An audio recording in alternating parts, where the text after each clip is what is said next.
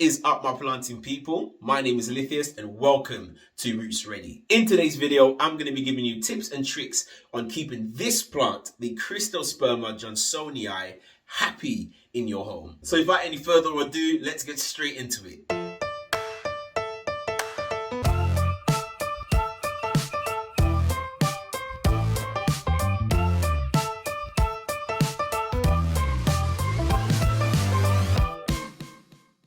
Now, the Cyrtosperma Johnstonii is found in swampy areas in the Solomon Islands and is also grown across Southeast Asia. As a juvenile, much like this plant, you will find that this leaf is crisscrossed with just the beautiful red to pink, almost orange venation that runs across the leaf. When the plant is young, maybe just a little bit younger than this, the lobes on the top are really rounded. Some people will say that it looks a little bit like a rabbit's ear at that point. But as this plant matures, it will slowly fade back to a more solid green color, and it will start to lose that red venation. And when that happens, it starts to take on the distinctive shape of a arrowhead, much like a syngonium in some ways. When fully grown, this plant can reach mammoth sizes of up to 3 meters in height, and the leaf size can grow up to 1.5 meters in length. Can you imagine what that looks like? The whole plant is supported by these beautiful marbled and spiny petioles, as you can see here. When it comes to lighting, this plant can tolerate a range of lighting conditions. In lower light, you'll find that this plant loses its coloration very quickly, and it tries to pull in as much energy from the sun by producing more chloroplast in its leaves. So I would strongly suggest that you try to give this plant bright indirect light if possible to maintain that beautiful color. By doing this, you also help to prevent etylation, which is when the plant starts to get really leggy and really long. It doesn't look as compact, so you want to avoid that by making sure that you give this plant the right amount of lighting. This plant in particular, I keep it under a full spectrum LED grow light to help maintain that sort of light level that keeps it happy. And on the subject of happiness, if you are enjoying this video, I would really appreciate it if you hit that subscribe button, because I'm going to be updating you on this plant and so many more in the near future. And moving on to temperature, this plant is a tropical plant through and through.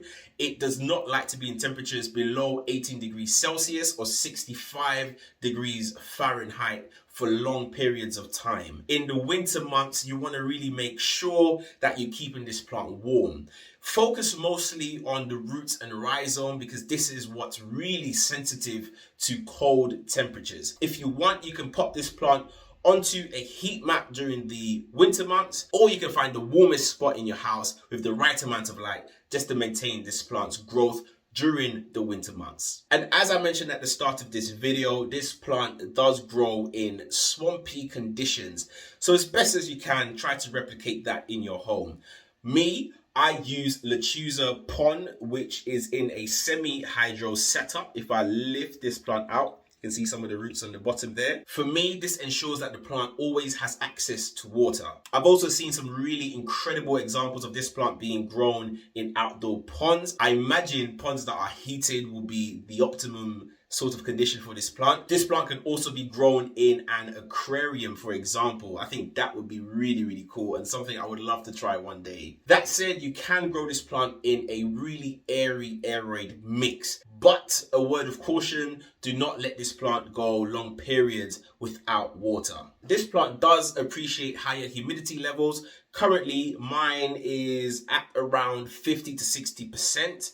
And the plant is doing just fine. At lower humidity levels, you may find that your plant starts to develop brown tips, which is a sign that it cannot sort of pump water throughout the whole leaf. For me, growing this plant in a semi-hydro setup can help to alleviate a lot of those issues, because as I said, the plant always has access to water, and it can replace the water that is being lost through evaporation as quickly as it loses it. This Cyrtosperma Johnstonii can be easily propagated by removing some of the suckers that would develop at the base of the plant and replanting that into its own pot. In fact, when I picked this plant up to make this video for you guys today, I noticed that this plant is already developing some suckers at the base.